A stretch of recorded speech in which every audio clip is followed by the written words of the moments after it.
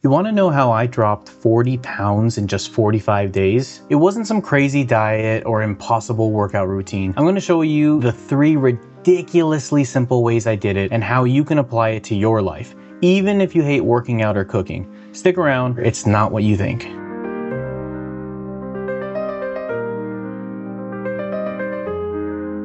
No, really. I was tired, sedentary, and felt stuck, but I discovered a system that transformed my body and my mindset. This isn't about willpower. It's about making healthy choices unavoidable. I'm talking about 3 simple things. 1, hacking your movement to get 12,000 plus steps a day effortlessly. 2, eating 1,000 calories a day without feeling deprived. And 3, making daily exercise a reward, not a chore. And the best part, I'm gonna show you exactly how I tricked myself into doing all of it. Part 1, the movement revolution. 12,000 plus steps with the unconscious effort hack. Let's start with movement. My step count was pathetic. I'm talking maybe 5,000-6,000 steps on a great day. The idea of 12,000 steps or more every day felt impossible, but I realized effort isn't the enemy. Friction is. So I did these 4 things. First, treadmill transformation into a spa experience. My old treadmill was essentially a glorified clothes rack. Dirty clothes would pile and pile on top of it, and it was tucked in our guest room all cramped. First thing, I took all those dirty clothes off of it. I dragged it out of the dark, cramped guest room into the bright, spacious master room. But I didn't just move it. I gave it a glow up. I put it facing a window with a gorgeous view of the valley that we live in, blasting fresh air with a window fan. I even put a little fan behind me so I can get air from every single direction. It felt way less like a gym session and more like a mini retreat. The second thing I did, I'm calling the TV treadmill trick. Walk while you watch. You know that walking pad that everybody bought during lockdown? Everybody imagined getting a standing desk and putting that thing under? Well, I got one too. It's been collecting dust since the lockdown. So I brought that thing downstairs and I put it right in the middle of the living room facing the TV. And because I'm a bit obsessive, I put sliding pads underneath it so I can pull it out easily whenever I want to do a walk and tuck it away whenever I had guests coming. Now, whenever I binge watched my favorite shows, I'd be hitting thousands of steps without even knowing it. Next thing I did, virtual world walking, escaping reality. When I needed a change of scenery, I throw on a virtual walking video. I didn't even know these things existed. But imagine strolling through the streets of Paris, or the nightlife of Tokyo or Prague, or hiking your favorite national park, or walking on a sunset-lit Hawaiian beach, all from the comfort of your living room. This content exists and it makes walking genuinely fun. Yesterday I did a 2-hour Bryce Canyon walk and it was super fun. I would even pretend like I was actually there and I would say hello to the people that were walking by or good afternoon. And some of them, of course, because it's a pre-recorded video, they would say good afternoon back to the guy recording. So it was really fun and very, very immersive. And then the last thing, sunset strolls with my co-pilot, the happy dog factor. Of course, getting outside and getting fresh air is probably the best thing to do, but summer in Southern California can be brutal, but you just time it. So I started taking walks during sunset. The painted sky, the mountains, it's just pure magic. But the real secret weapon, my dog Danny. That little girl's excitement for a walk is so infectious. Seeing her so happy whenever I would grab her leash, getting fresh air and soaking in that sunset made me look forward to every single evening walk. The takeaway? I was walking 15,000 steps a day these past few weeks without even realizing it.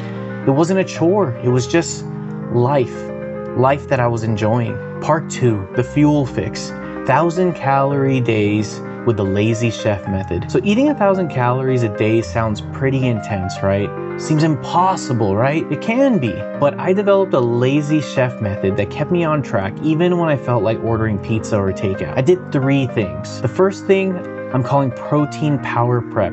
This is your secret weapon. I cooked huge batches of either chicken thighs or turkey or beef, and then I would portion it out, freeze some of it, refrigerate the rest. Because when you're hungry and lazy, being able to throw something into the microwave is a game changer. No thinking, no elaborate cooking, just heat and eat. This completely eliminated the temptation of fast food for me. The second thing I did, I'm calling the bowl of awesome formula. Low calorie, high protein. My go-to meal was ridiculously simple. I would get whatever prepped meat I already made from step 1, and then I would put it on top of a mountain of greens, whether it's arugula, kale, cabbage, and then I would throw in some quick add-ins that are practically calorie-less, like cucumbers, pickles, tomatoes, and onions. And the real cheat code? Low-calorie sauces. Staying away from mayo and doing other things. I make a homemade tzatziki sauce made from low-fat Greek yogurt. I found this sweet and sour sauce that had no added sugars and is like 5 calories per 2 tablespoons or something ridiculous. Drizzle either of those onto some meat, maybe a little bit of Cholula if I want something spicy, and suddenly I have this delicious meal that's hitting upwards of 70 grams sometimes, under 500 calories. Seriously. And then of course, you gotta have your emergency protein stash. Whether you're reheating meal prepped food or just meal prepping in general, sometimes it's hard. And that's when I lean on my emergency protein arsenal. 3 things: whey protein powder, low-fat cottage cheese, non-fat Greek yogurt. Each of these can have 20 plus grams of protein for barely 100 calories. The name of the game is maximizing protein to stay full while keeping calories low, and these 3 things are gold. Part 3, the flow state.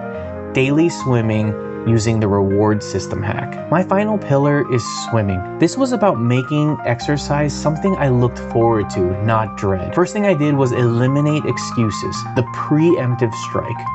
I realized that half the battle is mental friction, so I removed every single excuse I could think of. All of my swim gear went into a bag that gets hung right next to the front door, ready to grab and go. I would have my waterproof headset charged and my favorite music preloaded, 0 thinking required, and all that stuff would be put right next to the front door so I can just grab and go. The next thing I'm calling the jacuzzi sandwich, my daily spa retreat. This is the ultimate hack.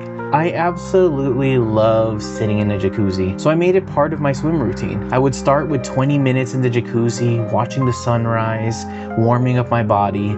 It felt like a reward just for getting my lazy butt to the pool. Then I would swim for about 35 minutes, and then my final reward for doing the swim, 20 more minutes in the jacuzzi, stretching, relaxing, putting on my favorite podcast or the current book that I'm listening to, and just enjoying the day. It literally felt like I was going to the spa, and swimming was just a pleasant interlude, the reset ritual. It's not just about doing it today. It's about making tomorrow easy by getting prepped and ready. I would hang all of my stuff so that it was dry the next day. I would put my headset back on the charger. I would put my Crocs upside down so they would drain and dry, rinse and repeat. This was habit stacking, linking something I love, which is jacuzzi time, to something I want to do, which is swimming, and it was transformative. So that's it. Walking, intelligent eating, and daily swimming. 3 simple habits made undeniably easy helped me shed 40 pounds in 45 days. This isn't magic. It's removing barriers to your success, and I'm nowhere near done. My next goal is to lose another 10 pounds, making 50. It will unlock my next reward, which is resistance training. I used to love lifting weights back in the day, but because I got in so large, it was hard to do a lot of things without a lot of pain. Once I lose another 10 pounds, I'm gonna reward myself with weightlifting. It's all about having a next goal, constantly learning, and making sure that you enjoy the process. If this resonated with you, hit that like button. What's one small change that you're gonna do after watching this? Let me know in the comments down below. And if you want to follow my continued transformative journey and get real world, no BS fitness hacks, make sure you hit that subscribe button, maybe the notification bell. Let's make 2025 our healthiest year yet and transform together. I'll see you guys next time. Peace.